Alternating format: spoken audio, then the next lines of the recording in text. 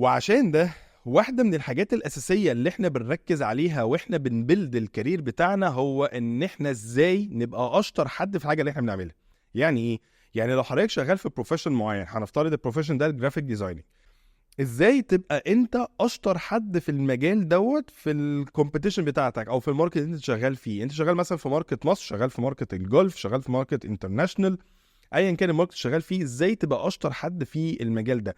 هو ده بالظبط الحاجه اللي احنا لما بنجيب ورقه فاضيه نبدا نحط الكارير بلان بتاعنا، اول سطر بنكتبه هو الاوبجكتيف، هو احنا عايزين نبقى فين. انا عايز ابقى اشطر حد في المجال ده.